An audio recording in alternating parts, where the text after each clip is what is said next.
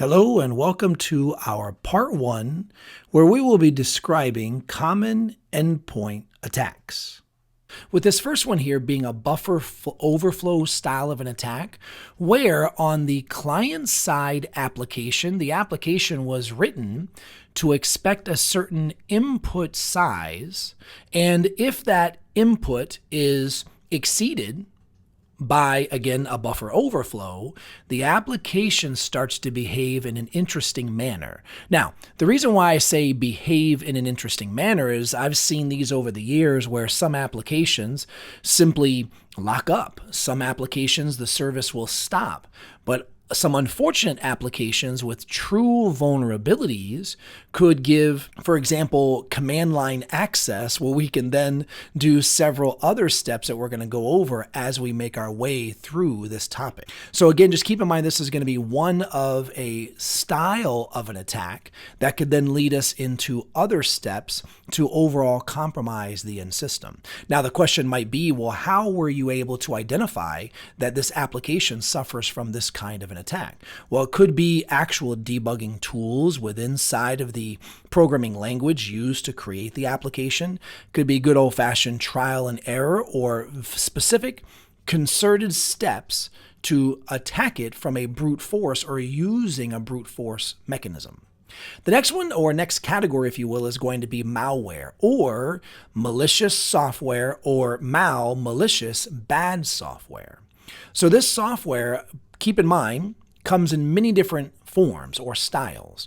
As the book is saying here, the viruses, worms, Trojan horses, and they've been around for quite a while. I still remember the Morris worm, sometimes known as the internet worm. I rarely ever heard it called that. I've heard of it and referenced it most as the Morris worm. But my goodness, in my opinion, two things happened when this came out in late '88. Number one, the attacker's eyes were opened as to all of the possibilities available out there. And number two, the administrator's eyes were opened as to all of the changes that are going to be happening in their day-to-day work, again, to protect their systems.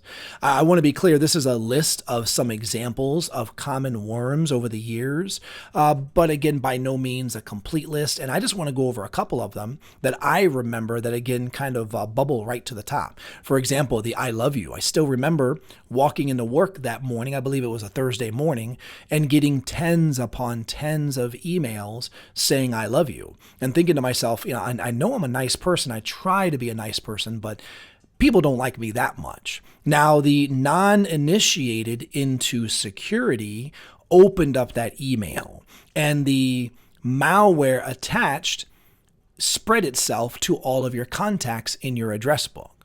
Other people, again, who did not open up the email were not part of the spread of that style of an attack. Another one of a special note is NIMDA.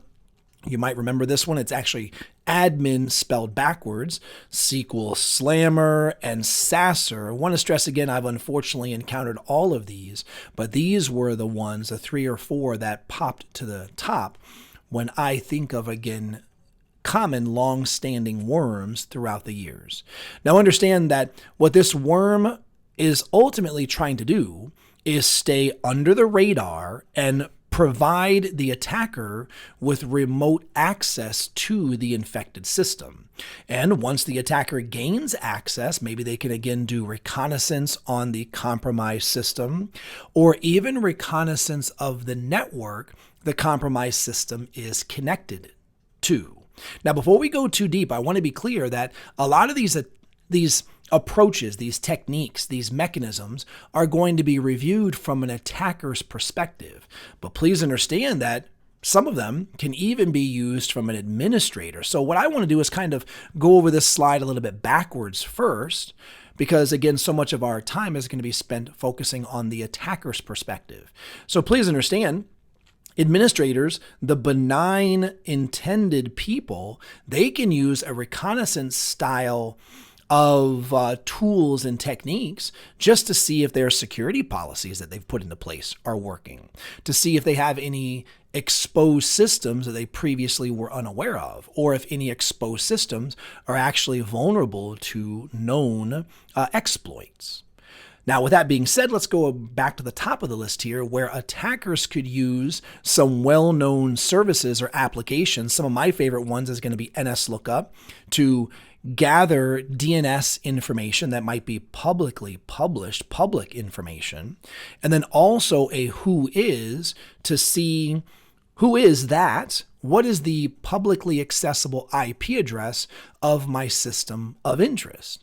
And the most important thing is once we have access, let's say by way of an IP address gathered from the whois command, then we can go through and identify by doing port scanning any open ports and especially services that are running on those open ports. Not only well-known services on well-known ports, but even well-known services on non-standard, non-registered ports.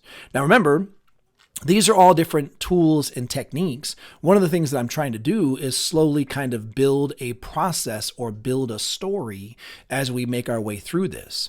So this next approach of gaining access and control, I want to stress there are many, many different ways that we're able to gain access and gain control.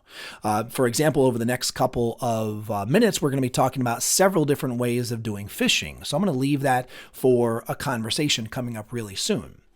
Other ways, and I'm going to stress here before I even move on, it seems like unfortunately the human is often the weakest link. Most often, I should say, is the weakest link. For example, using password spraying with well-known accounts that are default to an operating system where the administrator either did not disable that account or they did not change the default credentials. For example, my goodness, how many operating systems out there have a default account of admin or a default account of administrator? So go through and change the default credentials. If you're not able to change the default login name, maybe consider with a very, very strong password. Or even, for example, with things like guest accounts or services accounts, consider even turning off that account altogether. And then, of course, once the attacker has access to that endpoint, there are many, many different things that the attacker is able to do. And I want to stress, we're just going through techniques and procedures. We're going to go over several options, for example, botnet as one of them that is available once the attacker gains access and control to the end system. So once again, as promised, a botnet is going to simply be a collection of computers that have been compromised. Those compromised systems are referred to as zombies simply because they have one task, a one-track mind, and that is to do whatever the master control mechanism tells them to do. So again, they will be robots for this botnet performing the operations, which could be a distributed denial of service, for example, against a public service, maybe a public website. Now, hands down, one of the most popular ways, as I mentioned earlier, to compromise a system or compromise a network is unfortunately through the human. The human is very, very most often the weakest link. So that's where social engineering becomes very, very popular. And hands down, the most common approach for social engineering is phishing. And give me a moment when we go over some of the details, but there's a lot of variations and a lot of terms that revolve around phishing. But the idea here, high-level idea here of phishing is to fool the human into thinking they're going normally to an internet-connected service by maybe using a logo, but when they click on a well-known logo, it goes to a URL that is most certainly not where they want to go. Or when they click on the URL, because the humans, we have to use our eyes. We don't see that, oh, it's a slightly different spelling. Or maybe there's a dash where I've never seen a dash before. So the idea here is to trick the human using social mechanisms to going to a system that has been compromised. So as I mentioned earlier, phishing is just more of a general different word, if you will, with many, many different types of attacks that fall under phishing. For example, and by the way, let me pause for a second before we go too deep into this. I like to use the words to help me understand the words. So spear When I think of spear, I think tip of the spear. I think something that is very sharp, touching a very small point, or a targeted, in this case, phishing emails against a targeted group, maybe of a specific interest. I'm going to keep doing it over and over, folks. Whaling, well, to me, whale, huge, large animal, larger surface. So still the idea of targeted emails, but now to a much larger target or attack surface. Folks, farming, specific websites or farms of websites that are used to lure the unsuspecting victim into accessing that website, normally through a compromised DNS server. And then we'll talk about this coming up in a few more minutes, but getting malicious code to that unsuspecting user. Watering, again, is going to be the idea of farming, yes, but more specifically for web servers. And then we start getting into some specific phishing mechanisms like vishing or phishing over voice. I cannot tell you, even while I'm doing this recording, how many different random text messages I'm getting, again, which would be schmishing. Love that word.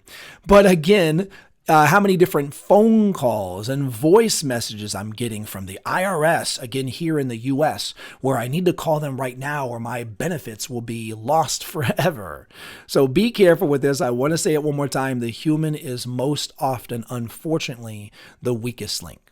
So once again, going a little bit deeper into the phishing conversation, compromising known legitimate DNS servers.